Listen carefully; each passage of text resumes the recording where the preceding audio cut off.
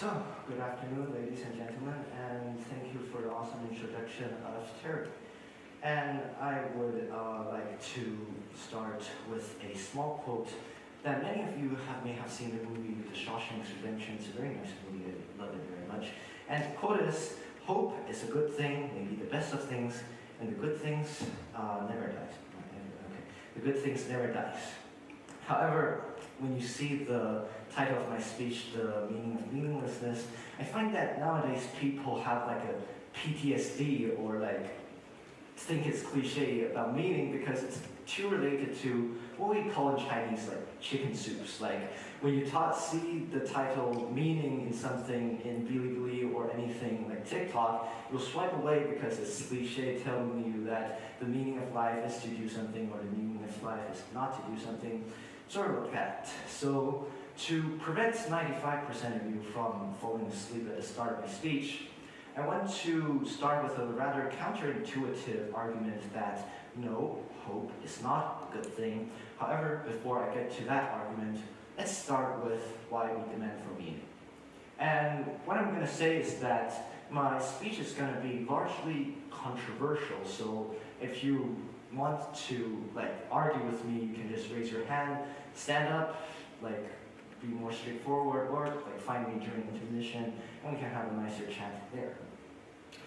So, to start out with, why meaning? Why do we demand for meaning? Why is it so popular now in all those websites of videos? This is because actually, the word is death. I know Chinese people are not good at chatting about death, but I still want to talk about it. So death is inevitable for us, obviously, and one day you will find out that after you die, and after the ones who know you die, and then after the ones who love you and know you die, your existence is completely out of this world. And when the last supermassive black hole in this universe dies, we experience the ultimate death, which is heat death. And when that comes, and it eventually will, according to scientific theories now, it's basically meaningless because nothing you do now at this moment or in your lifetime will stay. So, to make our lives worth living and to provide a sense of security so that, yeah, I can wake up every day feeling some sort optimistic, we need to find a meaning to make life worth living. However, there is a serious problem here because from the book, The Myth of Sisyphus, which is a very awesome book by Albert Camus, which a lot of my speech is based on, and I sincerely recommend you to read this book. Or turning to this book, Camus starts with very, very bold statements saying that there is but one truly serious philosophical problem, and that is suicide. So whether to commit suicide, okay, and this may sound offensive, no offense, and all with all due respect, judging whether life is or is not worth living amongst to answering the fundamental questions of philosophy. So this is essentially the question we want to answer. And now let's go to our next topic, which is why we demand for meaning. Well, we live in a utilitarianism world, utilitarianistic world, and maybe the more familiar word to you guys is capitalistic. Well, obviously we love China, and in China capitalism is not the best there is. However, nowadays we consider the usefulness of things, and when something doesn't increase our productivity, it's considered meaningless. So there's a very nice quote from a Chinese author saying that when roads are understood as commuting, the journey itself is seen simply as a cost, and only the beginning and the end make sense, while the process is tedious and needs to be endured. And I see lots of parents and lots of students here, and in your ears this may sound like, oh, the things you're doing is not related to your grades, nor related to college application. So there's really no meaning in you doing it, so don't do it. So that's how it sounds like in a daily conversation-wise. And I mean, with all due respect, again, many of you might have heard it or say it. However, this is based on a very, very bold assumption that the utilitarian assumption is that everything has meaning. Well, everything has meaning in the sense that you can find out the meaning yourself, but not everything has meaning in the sense that it's given by some YouTuber and saying that and telling you the statement is that the meaning of life is to like go enjoy or to study and to like die as a PhD or something, but that's a meaning to be told and that's not a real meaning. So uselessness under this bold assumption does not mean meaninglessness because not everything has a meaning.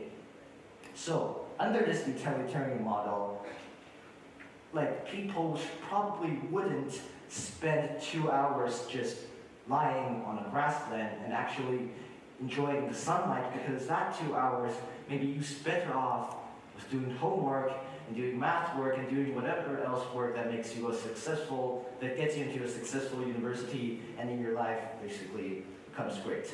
Well, we'll talk about that later, but the personal stance is no, that doesn't make your life great.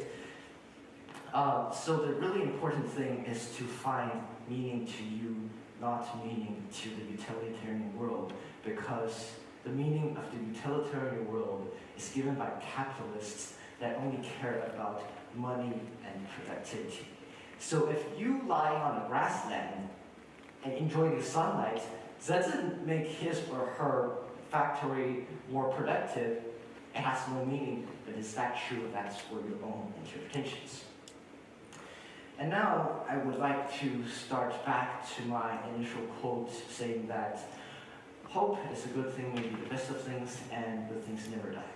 However, I would now officially want to refute that quote in saying that hope is a bad thing.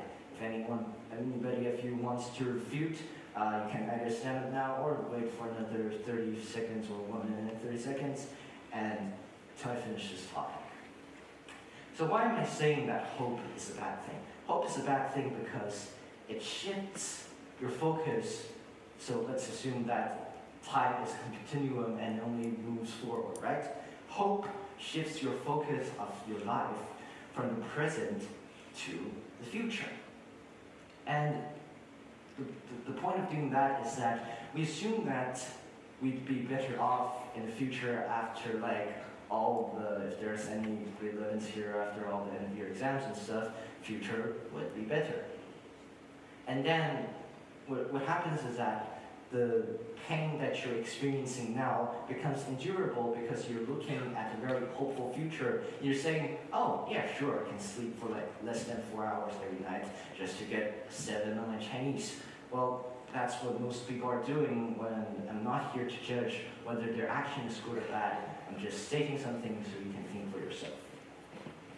However, the bold assumption that the future is better is not necessarily true, or in many cases not true, just to want to believe so because we want something to live for, and that causes trouble only personally.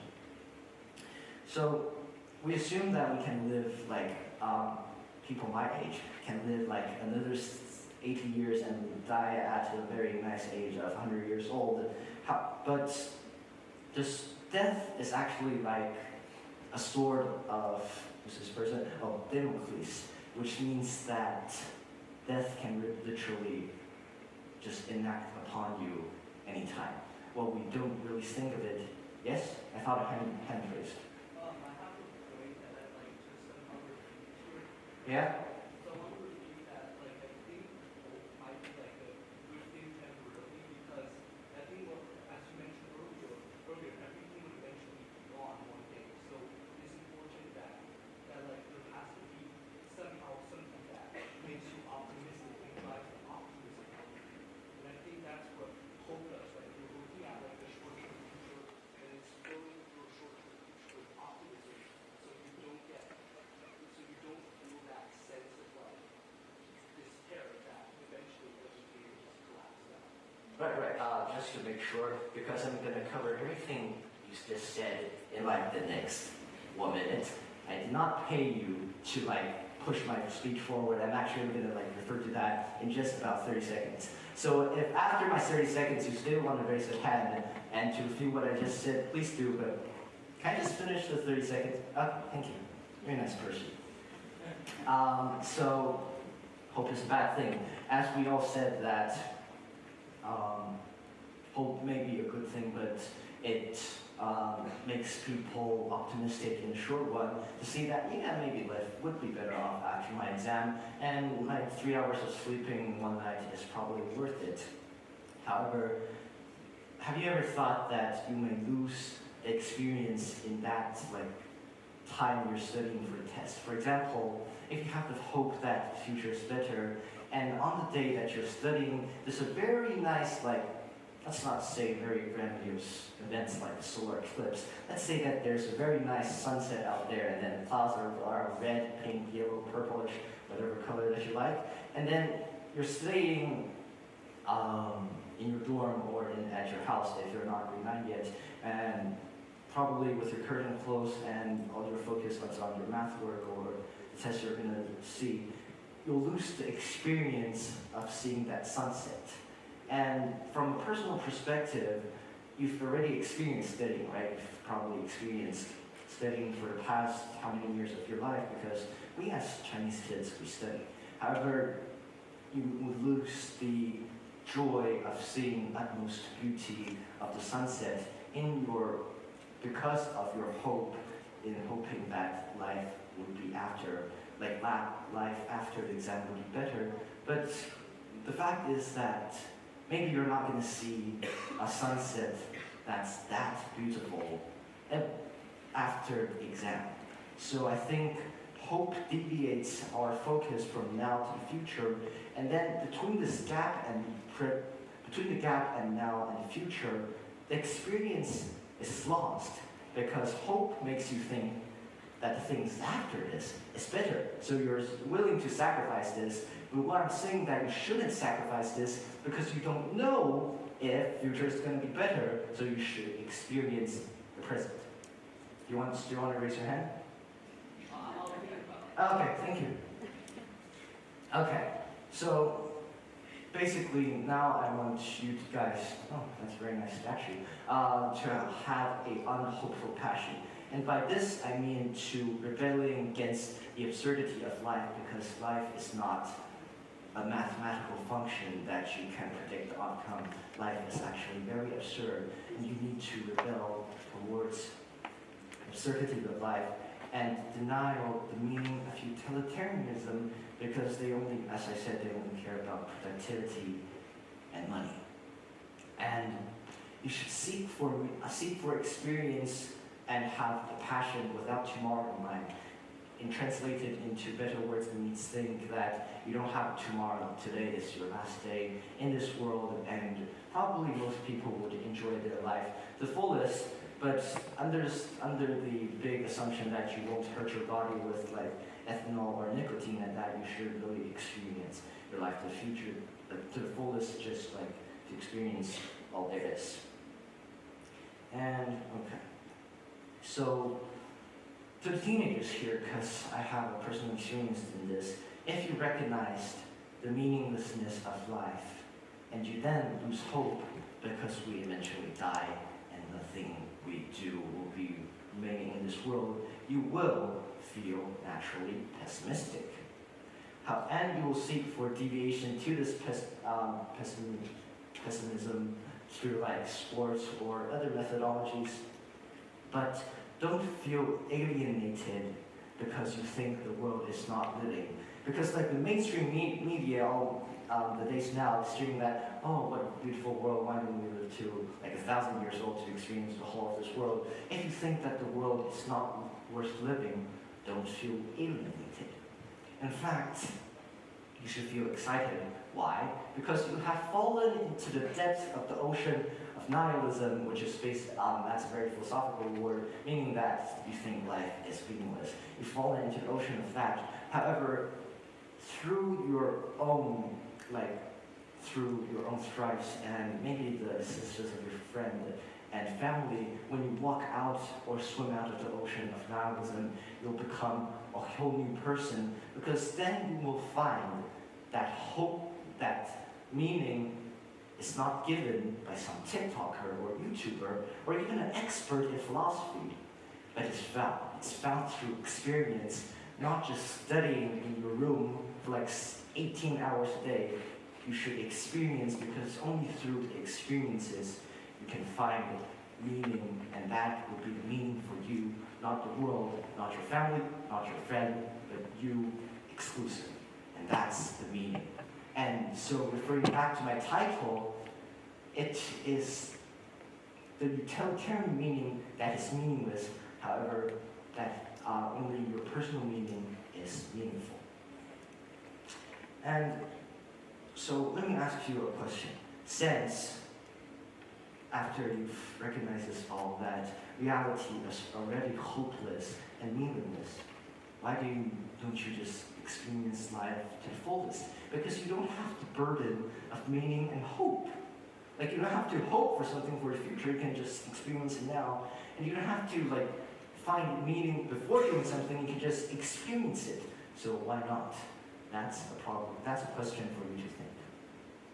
To think, to rebel, to suffer in nihilism, but to fight out of it by yourself, and most essentially, meaning is found, meaning is found without giving.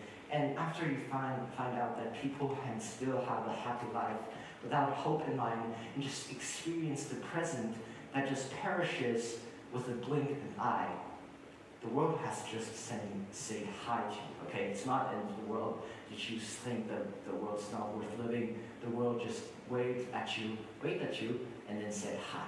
So the world has just opened up, and life has just begun. Thank you very much.